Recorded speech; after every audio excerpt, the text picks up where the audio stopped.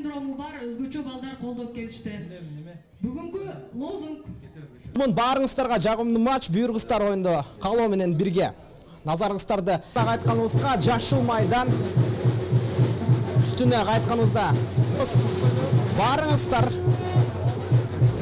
мыкты футбол тагыраагы 2:30 башталыш керек болчу. Эрлан Арбаевдин ышкырыгы албетте мындай күйөрмандардын коштоосунда мыкты чыгарып берүү жана топ айпанттын ичинде эч кимге тийбестен оюндар менен баштап жаткан эки команда бүгүнкү оюнда дагы бир чабуул Абдышата командасынан айпанттын ичинде Тилекке каршы чабуулчу Нурдөлөт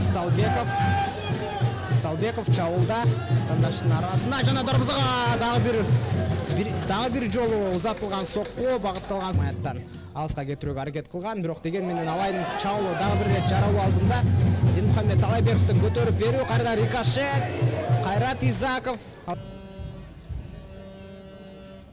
Азимазаровтан көтөрүп берүү, экинчи кабатта топ, Ислам Абдуллаевтан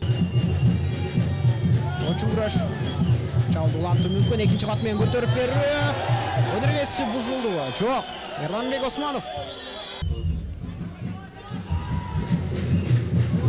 Сарыкбаевтан сокку, жанган оюн таласына түшүп, намты соккуну аткарууда. Эмне деген Сталбековго жеткирип берүү.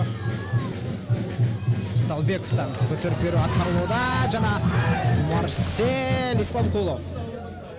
Артты көздөй узатууда Азимазаров топ менен экинчи кабатка карай көтөрүп берет жана Мирбек Ахматалиев топту төшүнө кабыл алган, айпанттын ичи сокку жолдоодо бир аз кечикти. Тереңге киргизип берүү. Нурлан Сарыкбаев топ менен өнөргөсү бузулган жок, оюнду улантуу мүмкүн. Рыскел Артыкбаевдан сокку жана жагдайда топту суруп чыгып кетти жана топту тезинен Абдышата командасынын дарбаза торуна салып кое алды. Мына жогоруда айткандай бул айтып Алай командасына топту калтырууда. Аскаровдон дарбазага сокку 15-чи номерда Алай командасынын жаңы оюнчусу жана Эрланбек Османовдун финалдык ышкырыгы жаңырды ардактуу көрүүчүлөр. Кыргыз Республикасынын 2023-жылкы сезон